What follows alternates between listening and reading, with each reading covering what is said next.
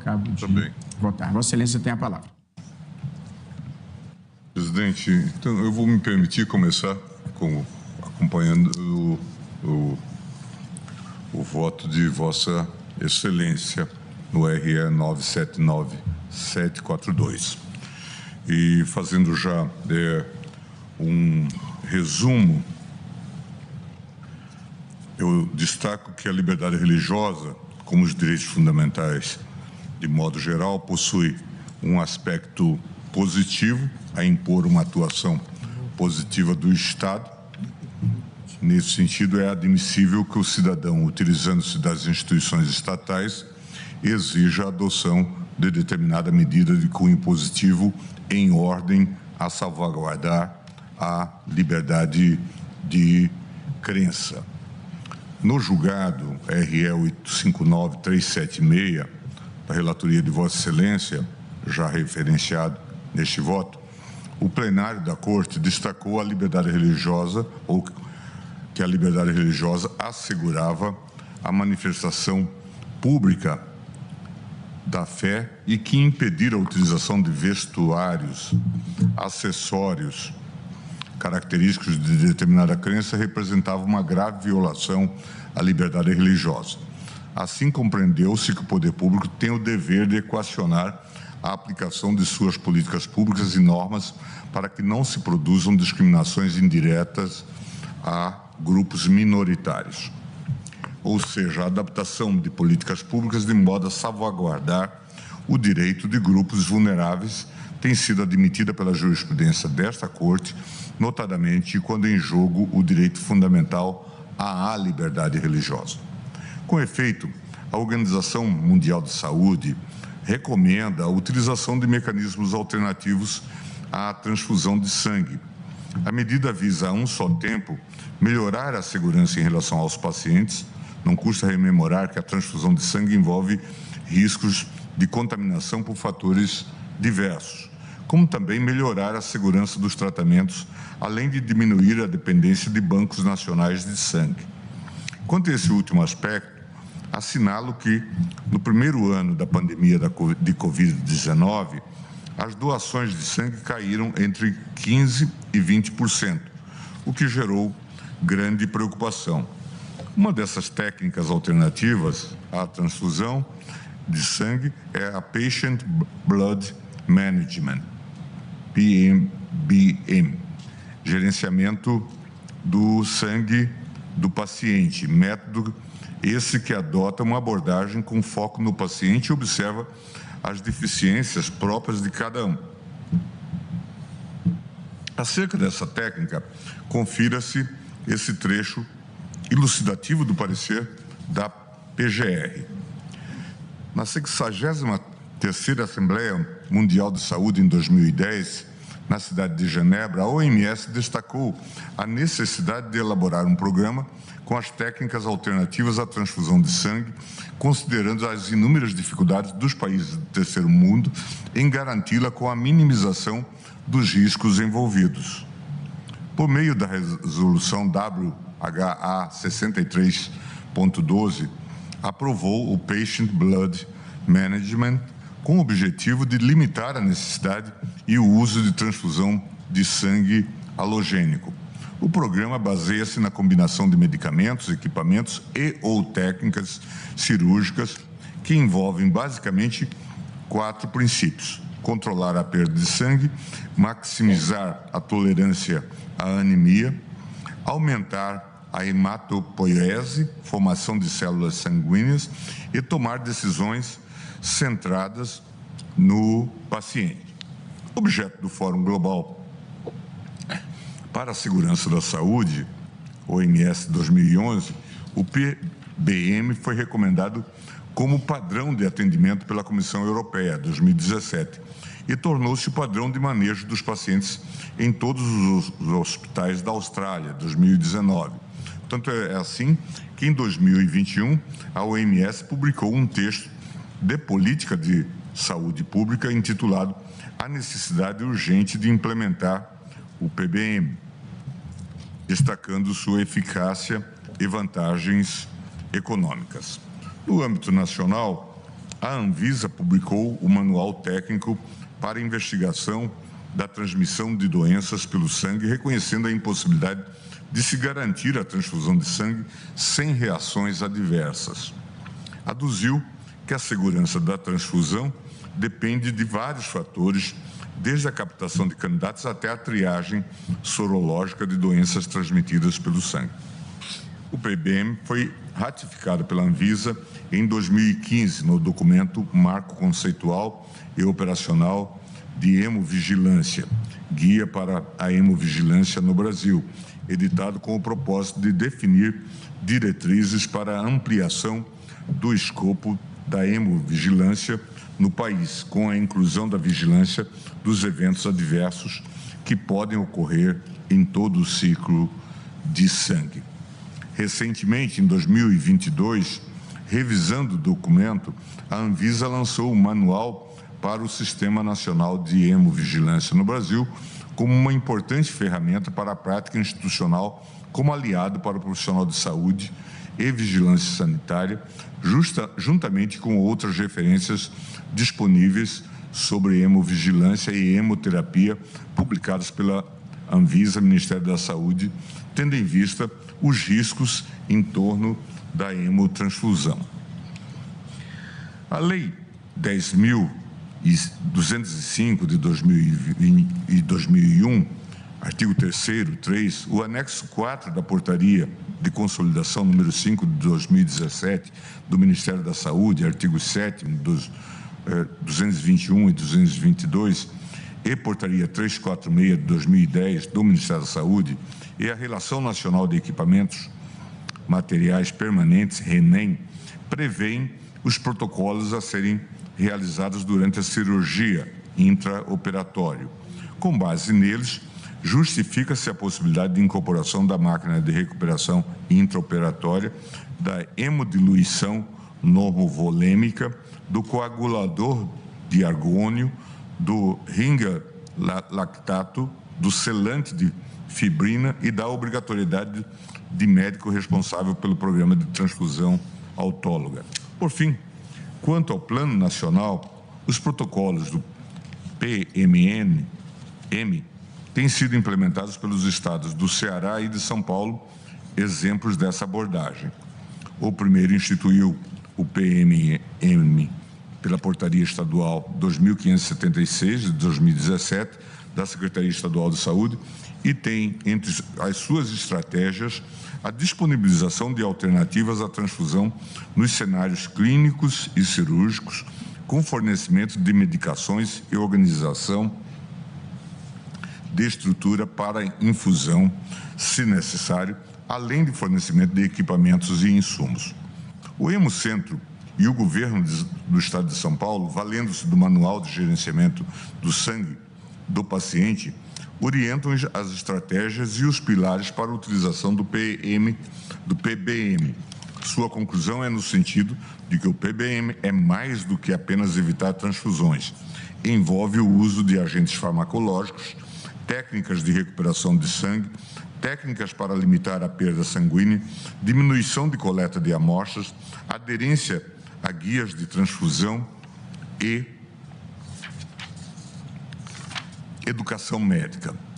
Essa análise permite concluir que a implementação no âmbito da política pública do SUS de procedimentos que prescindem da transfusão de sangue faz parte de uma agenda mundial fundamentada na medicina baseada em evidências. Desse modo, considerando que o estágio mais avançado da medicina recomenda a utilização de métodos alternativos à transfusão de sangue e que tal medida apresenta maior compatibilidade com a liberdade religiosa, maximizando o seu âmbito de proteção, é preciso reconhecer o dever do poder público de progressivamente incorporar tais tratamentos, até mesmo como forma de assegurar a universalidade do serviço e a igualdade de acesso.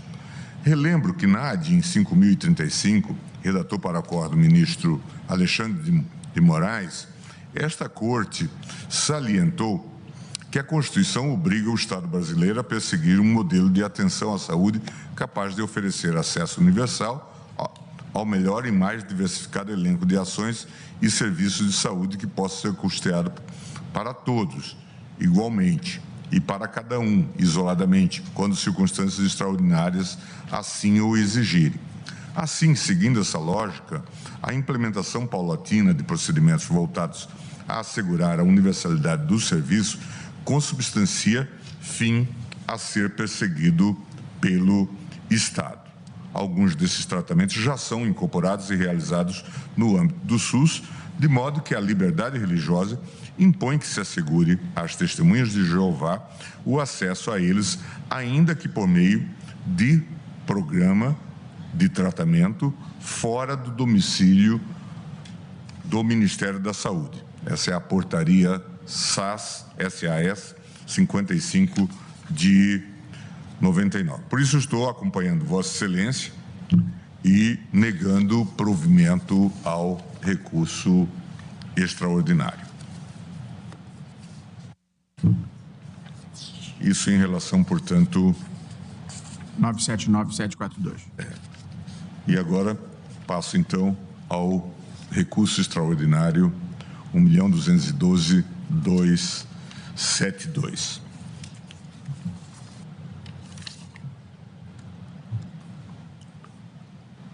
Apenas para rememorar, tendo em vista a realização das sustentações orais, pouco mais de um mês, a questão do mérito, ora submetida à análise, diz respeito à possibilidade de paciente submeter-se a tratamento médico disponível na rede pública sem a necessidade de transfusão de sangue em respeito à sua convicção religiosa. Conforme já relatado, a parte ora recorrente, por meio da petição STF 95273/2024, informou nestes autos, em 6 de 8 de 2024, a realização do procedimento cirúrgico em outra unidade hospitalar, o que, na sua visão, evidencia viabilidade da realização do seu procedimento cirúrgico nos limites do seu consentimento, ou seja, sem a necessidade de assinatura de termo de consentimento para eventual realização de transfusão de sangue de terceiros em caso de intercorrência. Com efeito, a parte recorrente pretendia, por meio do recurso extraordinário, a reforma do acordo recorrido para reconhecer o direito da recorrente ao acesso ao tratamento de saúde necessário, podendo expressar sua recusa ao uso de transfusões de sangue, ainda que tal decisão possa envolver riscos para si.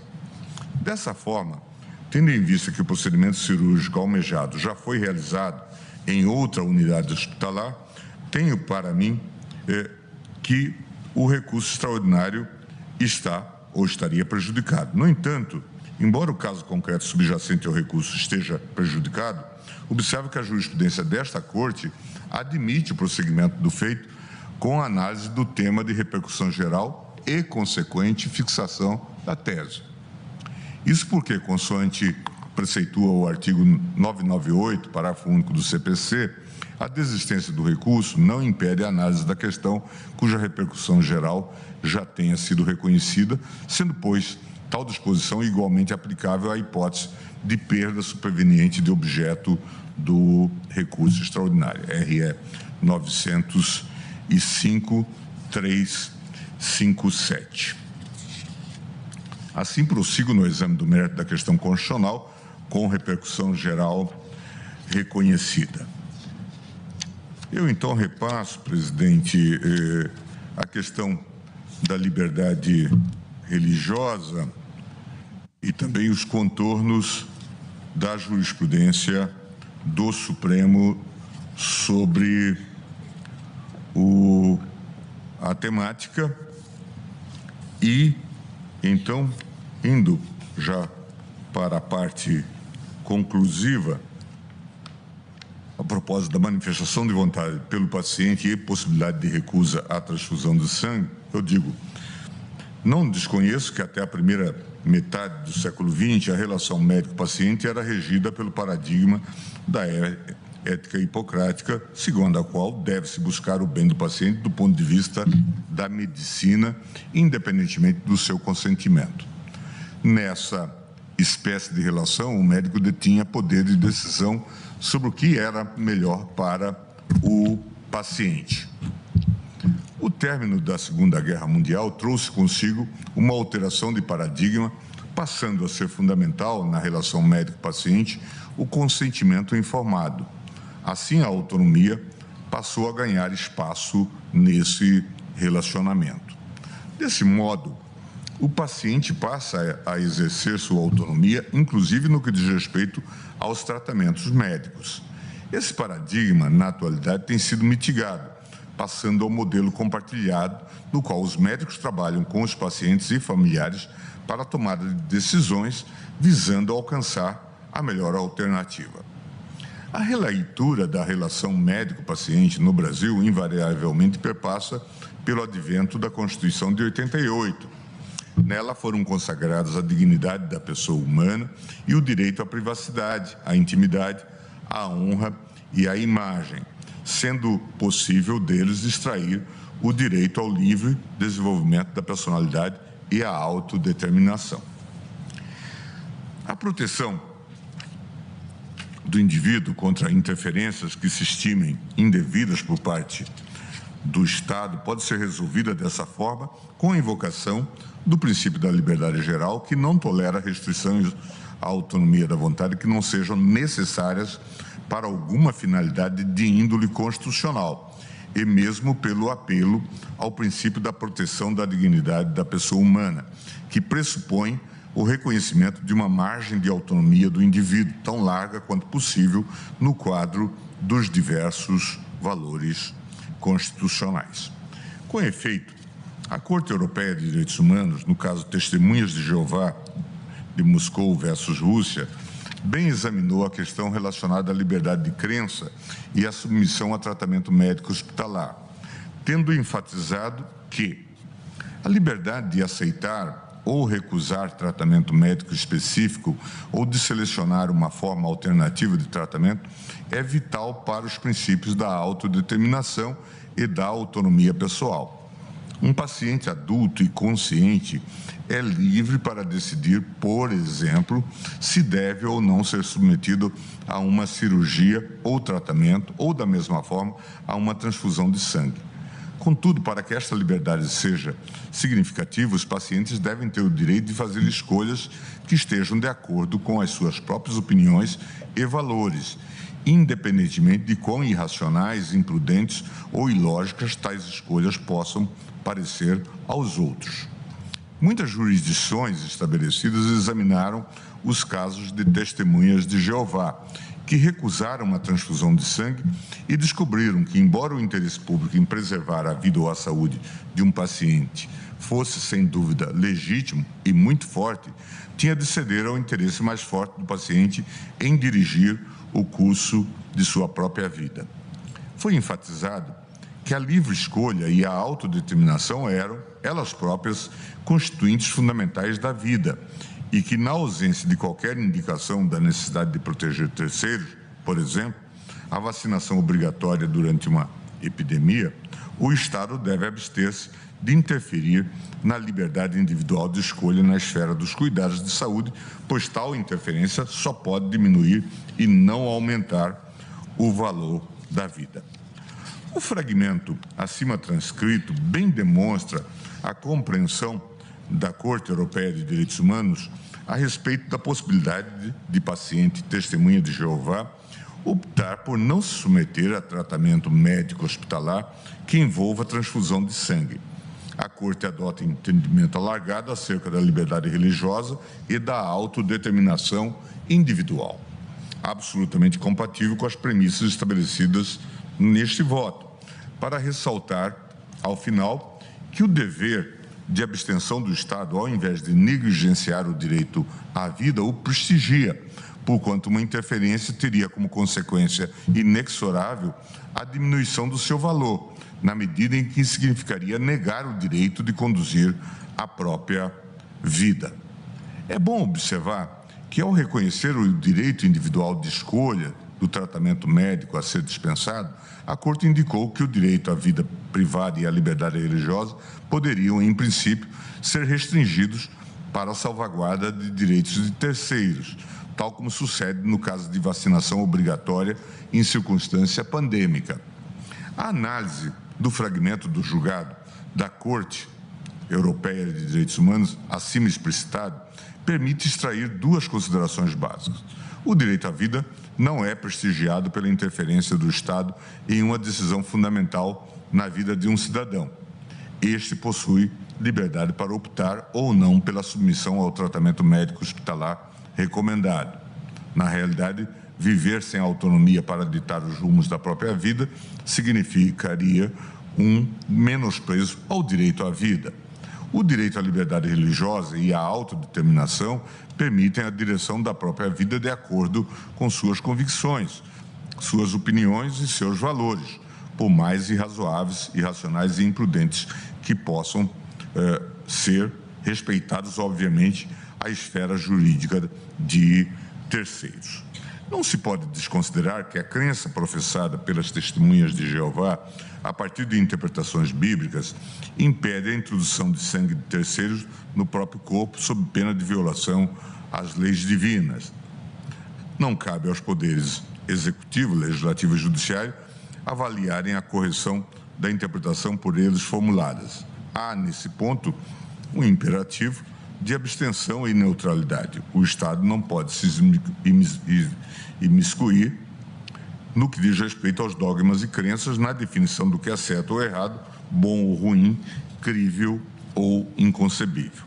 Nesse contexto, relembro a lição de Michael e Morlock, que, fazendo referência ao artigo 4º da Lei Fundamental de Bonn, acentuam que o direito à liberdade religiosa só pode ser garantido de maneira neutra do ponto de vista ideológico se a proteção estiver aberta a posições de minorias e também a ideias novas. São precisamente as religiões menos reconhecidas na sociedade que necessitam de proteção, dizem esses autores. Daí a necessidade de, uma vez reconhecida que a liberdade religiosa protege o agir de acordo com a própria fé e que a autodeterminação permite aos indivíduos dirigirem a própria vida, tomando as decisões mais elementares, as mais fundamentais, assegurar às testemunhas de Jeová, adultas, conscientes e informadas, o direito de não se submeterem a transfusões de sangue. Ao proteger o direito de escolha, o Estado laico, agindo com neutralidade, demonstra efetivo respeito à religião em questão. Assinalo que sequer é possível vislumbrar uma colisão de direitos fundamentais propriamente dita. Isso porque, no caso de recusa a tratamento de saúde, desde que não afete terceiros, o que está em jogo é o direito à vida e os direitos à liberdade religiosa e à autodeterminação de um mesmo indivíduo. Vale dizer, os direitos fundamentais em aparente conflito são titularizados pela mesma pessoa, o que parece tornar ainda mais razoável deixá-la decidir a respeito. Vê-se desse modo que não se está a conferir valor absoluto à liberdade religiosa e à autodeterminação, tampouco se está a vilipendiar o direito fundamental à vida. O que se sustenta é que o direito à vida digna parte do pressuposto de que um adulto capaz e consciente pode dirigir suas ações e condutas de acordo com suas convicções religiosas, a significar que mesmo naquelas determinadas situações nas quais atuar de acordo com a fé professada põe circunstancialmente em risco a própria vida, subsiste o direito de escolha quanto à submissão ou não a determinado tratamento de saúde. A manifestação da vontade do paciente adulto deve ser consciente e informada, sendo admissível a sua declaração por escrito em diretivas antecipadas de vontade. Nesse sentido, transcrevo o parecer da Procuradoria-Geral da República. A realização de procedimento médico sem a utilização de hemoderivados ou de outra medida excepcional, com quanto de maior risco, há de ser atestado como viável pela equipe médica responsável e contar com o consentimento esclarecido do indivíduo que irá submeter-se ao procedimento sobre as chances envolvidas. Os médicos elucidam o paciente sobre as variáveis envolvidas e atestam a viabilidade técnico-científica de sucesso. Com isso, preservam seu compromisso profissional de não causar dano ou mal, consoante sua consciência e os limites da técnica e da ciência. O paciente, por sua vez, há de decidir previamente, de forma livre e inequívoca, a partir de todas as informações e esclarecimentos dos riscos inerentes às terapias alternativas.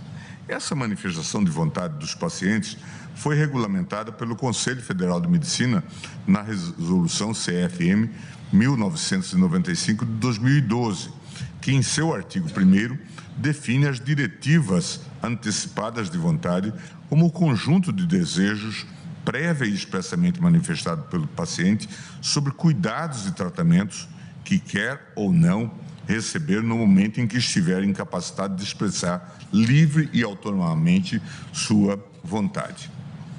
As diretivas representam uma evolução do paternalismo para a autonomia do paciente, diz a Procuradoria, que, como sujeito de direitos fundamentais, possui a capacidade de fazer suas escolhas existenciais com base em suas convicções e crenças.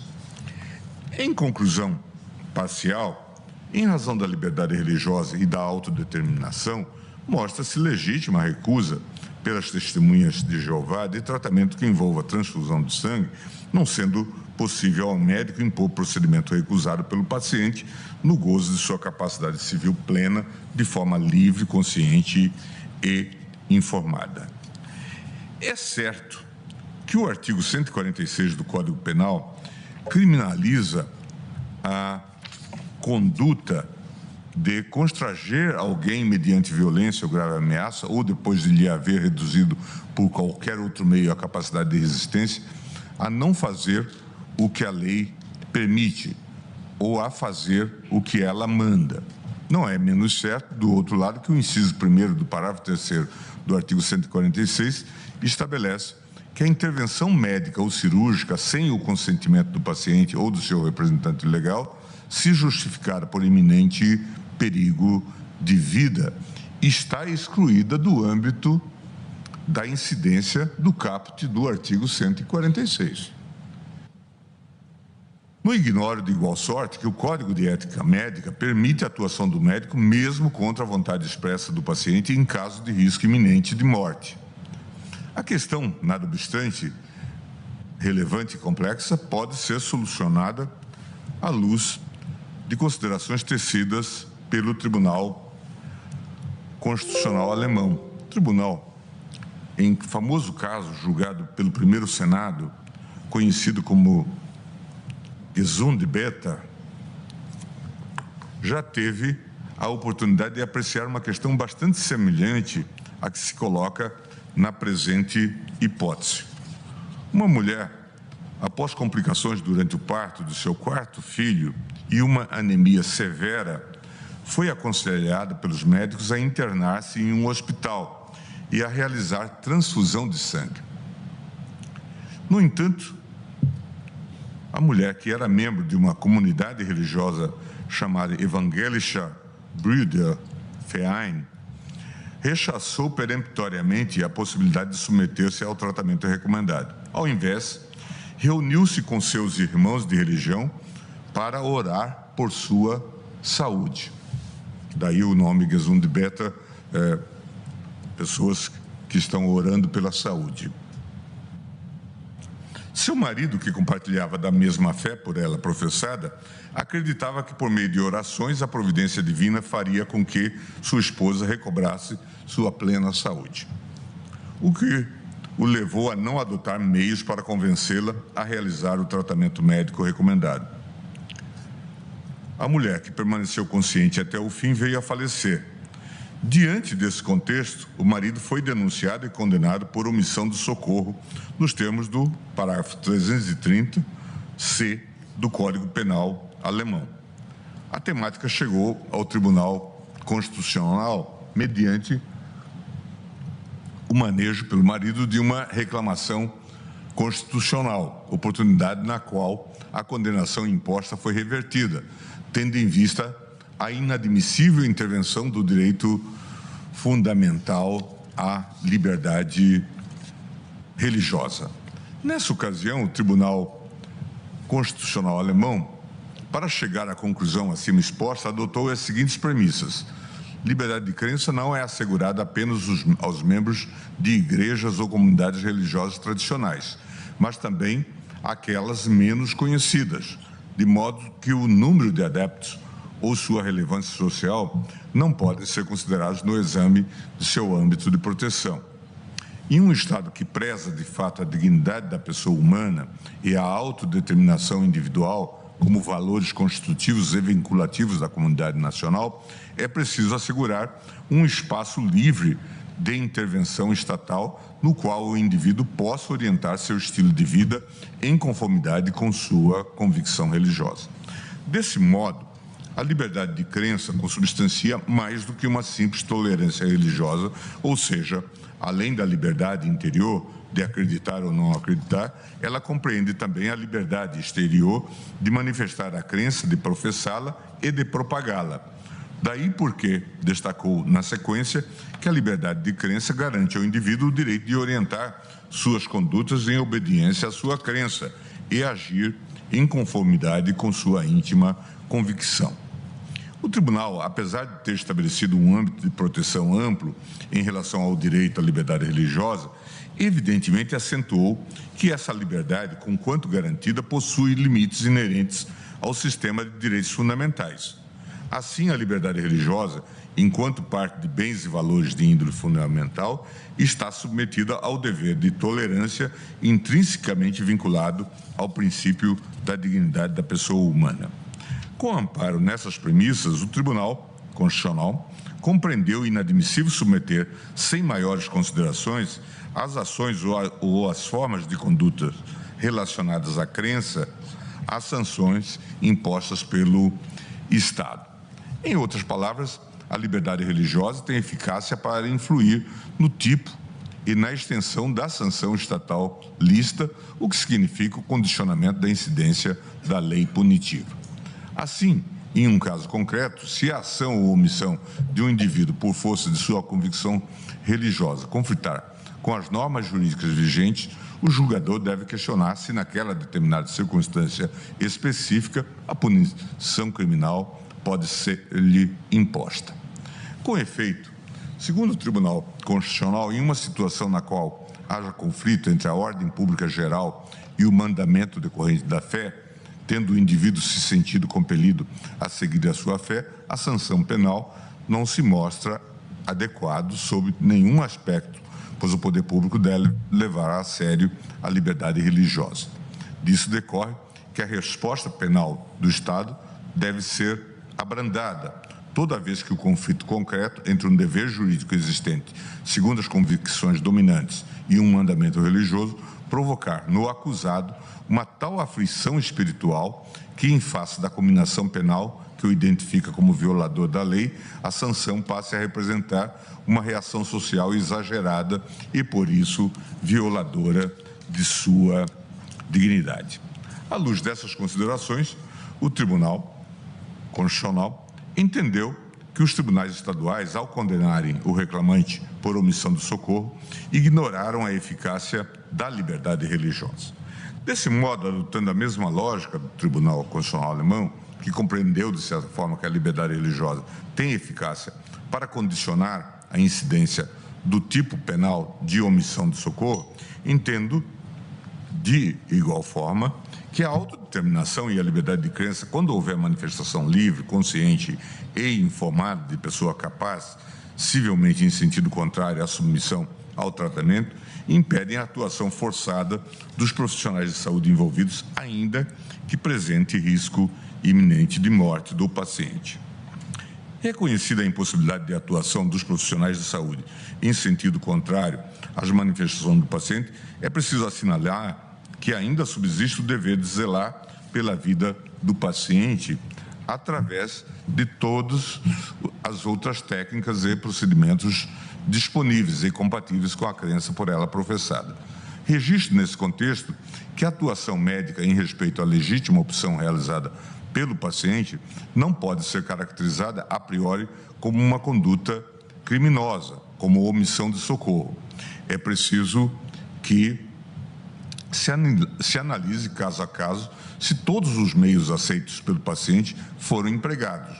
De igual sorte, adotados todos os mecanismos aceitos pelo paciente, não há que se falar em responsabilidade civil do Estado ou do agente responsável, em razão de danos sofridos pela ausência de transfusão de sangue. Assinalo, por fim, que não se está a examinar no presente caso a temática envolvendo pessoas relativa ou absolutamente incapazes, tal qual a transfusão de sangue em crianças e adolescentes. E assim, presidente, concluindo, eu digo, julgo prejudicado o presente recurso extraordinário. Tratando-se, no entanto, de feito submetido à sistemática de repercussão geral, proponho as seguintes teses. É permitido ao paciente, no gozo pleno de sua capacidade civil, recusar-se a se submeter a tratamento de saúde por motivos religiosos. A recusa a tratamento de saúde por razão religiosa é condicionada à decisão inequívoca, livre, informada e esclarecida do paciente, inclusive quando veiculada por meio de diretiva antecipada de vontade. É possível a realização de procedimento médico disponibilizado a todos pelo Sistema Público de Saúde com a interdição da realização de transfusão sanguínea ou outra medida excepcional, caso haja viabilidade técnico-científica de sucesso, anuência da equipe médica com a sua realização e decisão inequívoca, livre e informada e esclarecida do paciente. É como voto. Muito obrigado, ministro Gilmar, e verifico que as proposições de tese de Vossa Excelência são plenamente harmonizadas com as minhas próprias, de modo que acho que nessa matéria estamos bem assim. Como vota o ministro Flávio Dino? Senhor presidente, cumprimentando Vossa Excelência e o ministro Gilmar, ambos pela qualidade do voto. Ministro Flávio Dino, me perdoe. Pois não. Eu apenas não explicitei o meu voto, eu estou acompanhando o ministro Gilmar Mendes. Ah, sim, claro. Eu saúdo todos os ilustres colegas, assim como a Procuradoria-Geral da República, os senhores e senhoras advogados. Há dois vetores valorativos em jogo aqui. O primeiro, já exaustivamente abordado tanto pelo eminente presidente quanto pelo ilustre decano, qual seja o conceito constitucional de laicidade. É preciso entender que esse julgamento reafirma um valor multissecular que faz com que estejamos aqui no mesmo plenário, não só julgando, mas também assistindo pessoas de diferentes formações e origens religiosas. Sejam os cidadãos e cidadãs que são testemunhas de Jeová e seus sacerdotes, líderes religiosos, assim como também os indígenas, irmãos indígenas, irmãs indígenas do meu estado do Maranhão. Então, é muito importante lembrar que a laicidade não é contra Deus. Esse é um princípio, é um postulado que preside esse julgamento, porque entre os retrocessos civilizacionais está a tentativa de imposição de visões teocráticas por intermédio das instituições jurídicas e do discurso político. A laicidade protege a liberdade religiosa. Só é possível existir religião com o Estado laico. E por isso mesmo acho que esse julgamento, presidente, é uma pauta muito feliz que Vossa Excelência trouxe, porque permite, em primeiro lugar, a enunciação dessa convicção. Quando o Tribunal Constitucional se declara laico e protege a laicidade do Estado, é em favor da religião e não contra as religiões, porque isso milita exatamente a favor deste conceito, que não é apenas um dever de abstenção do Estado, mas sobretudo, uma atitude protetiva em relação a todas as crenças religiosas. Eu, portanto, não farei digressões de índole teológica, até porque são impertinentes. E se o fosse fazer, é claro que isto distorceria a minha compreensão acerca das regras constitucionais, uma vez que o valor da vida preside a minha concepção religiosa, tal qual está no livro de João, capítulo 10, versículo 10 e 11. Mas não se cuida disso. não se cuida de disputas sobre as leituras literais ou metafóricas das Sagradas Escrituras. Isto não importa aqui. Não se trata, portanto, de uma hierarquização de visões teológicas. Se trata, ao contrário, de reconhecer no espaço público a legitimidade das múltiplas leituras da Bíblia, seja a visão mais literalista, mais originalista, ou mesmo outras leituras acerca desse texto que preside grande parte da história da humanidade. De modo, senhor presidente, que em relação a este vetor, temos total consonância. E por isso mesmo, tanto em relação à tese propugnada por Vossa Excelência, quanto em relação ao ministro Gilmar, eu tenho convergência, creio que é apenas uma questão de compatibilização, que evidentemente os relatores o farão, mas afirmando essa ideia do consentimento, desde que pessoa capaz, informada, que livremente delibere. Por isso mesmo, senhor presidente, me animo não a uma divergência, mas uma sugestão respeitosa à Vossa Excelência. É claro que o voto de